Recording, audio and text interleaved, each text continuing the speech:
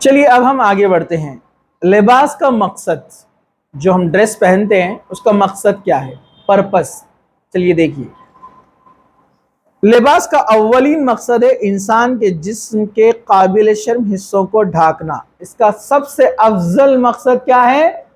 ہمارے جسم کو ڈھانکنا، تاکہ ہماری جو شرم گاہ ہیں وہ حفاظت سے رہے، اس پر کسی کی نظر نہ پڑے، ہمارا سطر کسی کو نہ دکھے. پہلا مقصد ہے لباس کا، جو اللہ تعالیٰ نے ہمارے اوپر فرض کیا ہے، ضروری قرار دیا ہے کہ مرد کم سے کم کیا پہنے گا؟ ناف سے لے کر گھٹنے تک، عورت سر سے لے کے پاؤں تک اپنے جسم کو ڈھانکیں گی. ٹھیک ہے. لباس کا دوسرا مقصد انسان کو زینت عطا کرنا. کپڑے پہننے کے بعد انسان خوبصورت لگتا ہے. ٹھیک ہے. چلیے، جیسے آیت پہلے گزر چکی، اللہ تعالیٰ نے سورہ اعراف آیت نمبر 26 میں فرمایا، اور اللہ تعالیٰ کی نشانیوں میں سے ایک نشانی ہے یہ لباس جو ہے، اور جسم کی حفاظت کرتا ہے اور زینت کا ذریعہ ہے. کپڑے پہننے سے انسان خوبصورت لگتا ہے. جو انسان کپڑے نہ پہنے، ہم سمجھتے ہو خوبصورت ہے؟ نہیں. اگر جو دیکھتے ہیں جو آدھے کپڑے پہنتے ہیں، آدھے ادھورے کپڑے، چھوٹے کپڑے پہن کر جو سوشل میڈیا پہ آتے ہیں، ٹی وی پر آتے ہیں، اگر وہ ویسے کپڑے پہن کر بازار میں گھومیں گے تو وہ خوبصورتی کے لیے لوگ ان کو نہیں دیکھتے ہیں، بلکہ لوگ بری نظر اور بد نیت سے ان کی طرف دیکھتے ہیں. تو مطلب کپڑے انسان کو زینت دیتے ہیں، خوبصورتی دیتے ہیں. ٹھیک ہے. انسان کپڑے پہننے کے بعد خوبصورت نظر آتا ہے. اس لیے تو آپ فلاں رنگ کا لباس چاہیے، ہے نا، فلاں اچھی طریقے سے دکھنے والا لباس چاہیے، خوش رنگ چاہیے. برابر ہے کہ نہیں ہے؟ تو لباس انسان کو خوبصورت بناتا ہے. چلیے، لباس کا تیسرا مقصد ہے انسان کو موسم سے محفوظ رکھنا. آپ دیکھیں، انسان لباس پہنتا ہے نا تو سردی گرمی وغیرہ سے وہ محفوظ ہے. جو لوگ چھوٹے چھوٹے کپڑے پہنتے ہیں وہ کشمیر کے علاقے میں نہیں رہ سکتے نا، ویسا برابر ہے کہ نہیں ہے؟ وہاں پر سب یاد آ جاتے ہیں، وہاں کپڑے دو دو تین تین چار چار پہنتے نا، بڑے بڑے کوٹ پہنتے. وہاں فیشن یاد نہیں آتا ہے تو موسم ہلا دیتا ان کو. برابر ہے کہ نہیں؟ جو چھوٹے چھوٹے کپڑے پہنتے ہیں، جو بے شرمی والے بے حیا لباس پہنتے ہیں، وہ لوگ گرمی والے علاقے میں بھی نہیں رہ سکتے. دھوپ اتنی ڈینجر ہوتی ہے، سن لائٹ اتنی خطرناک ہوتی ہے، اسکن کو جلا دیں گی. جتنا زیادہ ٹیمپریچر والا علاقہ ہے وہاں زیادہ کپڑے پہننا پڑتے ہیں. پتہ ہے آپ کو؟ پورا جسم ڈھانکنا پڑتا ہے. آپ نے عرب کو دیکھا ہوگا، بڑے ڈریس جو پہنتے ہیں وہ اوپر سے اوپر رومال بھی ڈالتے ہیں اور اوپر سے وہ باندھ بھی لیتے ہیں. آج کل تو کار ہے، اے سی ہے، ہر جگہ جو ہے ٹیکنالوجی بڑھ گئی ہے، لیکن اس زمانے میں ریت دھول مٹی، کوئی بغیر کپڑوں کے اگر رہے گا تو وہ مر جائے گا. اس گرمی میں نہیں رہ سکتا ہے وہ. اور اس کا موازنہ آپ اپنے پاس بھی دیکھ سکتے ہیں.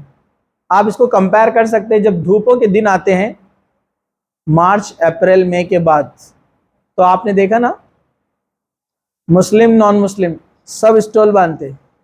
برابر ہے کہ نہیں؟ سب حجاب میں آ جاتے. کیوں؟ موسم سے بچنے کے لیے. تو اللہ تعالیٰ نے پہلے سے آپ کو ایسا لباس دیا کہ آپ موسم سے بچ سکتے ہیں. ٹھیک ہے. چلیے، لباس اللہ تعالیٰ کی نعمتوں میں سے ایک نعمت ہے. لباس ایک نعمت ہے. ذرا غور سے سنیے. اللہ تعالیٰ نے اپنی پیدا کی ہوئی چیزوں سے تمہارے لیے سائے کا انتظام کیا. شیڈ، سایہ. تمہارے لیے پہاڑوں کو پناہ گاہ بنائی. پہاڑوں میں لوگ گھر بناتے تھے نا، کیوز، سیفٹی کے لیے، رہنے کے لیے. تمہارے لیے ایسے لباس بنائے جو تمہیں گرمی سے بچاتے ہیں، اور ایسے لباس جو باہمی جنگوں میں تمہارے لیے حفاظت کرتے ہیں. گرمی سے بچانے والے لباس بھی، کیونکہ بات عربوں کی چل رہی ہے نا، قرآن عرب میں نازل ہوا تو اس لیے ان سے ریلیٹڈ بات چل رہی ہے. پھر کیا کہا؟ ایسے لباس بھی جو جنگوں میں تمہاری حفاظت کرتے ہیں. جو آتے نا زر بختر، پتہ ہے نا آپ کو؟ ہاں، شیلڈز ہے نا، کیپ، ہیلمٹ، یہ سب چیزیں پرانے زمانے میں بھی بنا کرتی تھی، آج بھی بنتی نا. ڈرائیونگ کے لیے اسپیشل کٹ آتے، پتہ ہے آپ کو؟ جیکٹ آتا ہے ڈرائیونگ کے لیے، بائک جو بائکرز رہتے ہیں ان کے لیے ہیلمٹ آتی ہے ایک سے ایک، ہے نا. تو یہ بھی لباس کا حصہ ہے نا. تو اللہ تعالیٰ بتایا کہ ہم نے ایسے بھی لباس بنائے جو تمہیں حفاظت کر دیتے ہیں، تمہیں محفوظ رکھتے ہیں. آپ کو معلوم ہے سب سے پہلے جو اچھا میٹل کا سب سے بیسٹ جو جنگی اوزار بنائے، سب سے پہلے کس نے بنائے؟ حضرت داؤد علیہ السلام.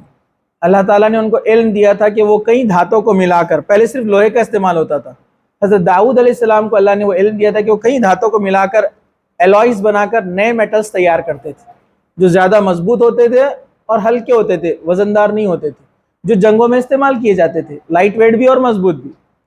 ٹھیک ہے، چلیے یہ بھی اللہ تعالیٰ کی طرف سے نعمت ہے. اس طرح اللہ تعالیٰ نے تم پر اپنی نعمتیں تکمیل فرمائی تاکہ تم فرما بردار بن جاؤ. اللہ تعالیٰ نے یہ سب چیزیں کیوں دی تم کو؟ تاکہ تم اللہ کا احسان مانو، اللہ کی فرما برداری کرو، اللہ کی بات کو مانو. یہ سورہ نحل کی آیت نمبر 81 تھی جو میں نے آپ کے سامنے پڑھی ہے.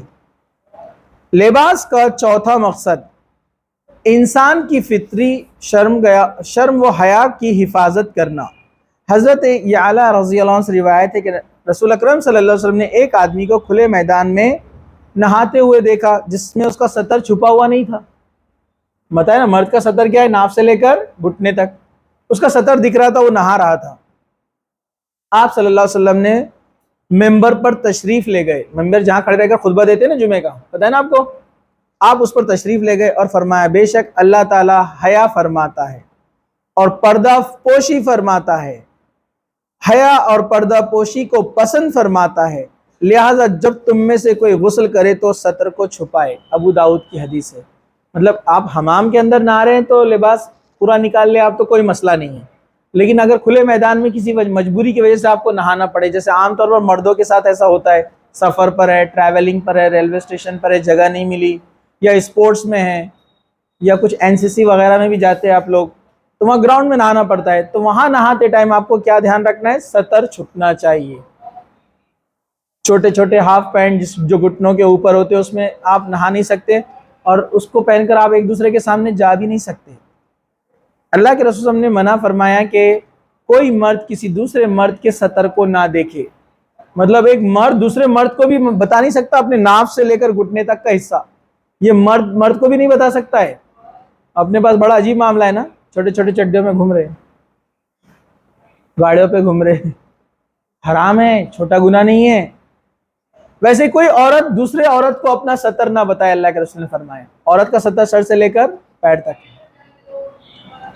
لیکن ہمارے پاس ایک برائی ہے، گرلز جو ہوتے ہیں یا لڑکیاں یا عورتیں ہوتی ہیں، وہ ایک کمرے میں جب کپڑے بدلتی ہے ایک دوسرے کے سامنے جبکہ سطر دکھتا ہے، تو یہ جائز نہیں ہے. لیکن کتنا عام ہے نا اپنے پاس، یہ معمولی سمجھا جاتا ہے اس کو. عورت بھی عورت کو اپنا سطر نہیں دکھا سکتی، مرد کو اپنا سطر نہیں دکھا سکتے. تو عورت اور مرد ایک دوسرے کا سطر تو بالکل بھی دیکھ نہیں سکتے. بہت بڑا گناہ ہوگا نا جب مرد کو اجازت نہیں ہے مرد کا سطر دیکھنے، عورت کو اجازت نہیں ہے عورت کا سطر دیکھنے، تو عورت مرد ایک دوسرے کا سطر دیکھے کیسے جائز ہو سکتا ہے؟ سوائے شوہر اور بیوی کے، ان کو چھوڑ کر. برابر ہے؟ اب مجھے آپ بتائیے ایسا کون سا آج کے زمانے میں لڑکا یا مرد آپ کو ملے گا جس نے جو کہے گا کہ میں نے کسی عورت کا سطر دیکھا ہی نہیں؟ آج کے زمانے میں ایسی کون سی لڑکی یا عورت ملے گی جو کہیں گی میں نے کسی مرد کا سطر دیکھا ہی نہیں؟ میں بولتا ہوں نہیں ملے گی. کیسے؟ ہر ایک کے ہاتھ میں موبائل ہے، اس میں فیس بک ہے، انسٹاگرام ہے، اسنیپ چیٹ ہے یا نہیں ہے؟ فیس بک ہے، یوٹیوب ہے، اس میں عورتیں آ رہی ہے سامنے چھوٹے چھوٹے کپڑوں میں، ہم ان کو دیکھ رہے ہیں، بغیر ان کا سطر دیکھ رہے ہیں. ہم مرد عورتوں کو دیکھ رہے ہیں، عورتیں مردوں کو بھی دیکھ رہی ہیں اس میں، اور مرد بھی آ جاتے ہیں بغیر کپڑوں کے چھوٹے چھوٹے کپڑوں میں.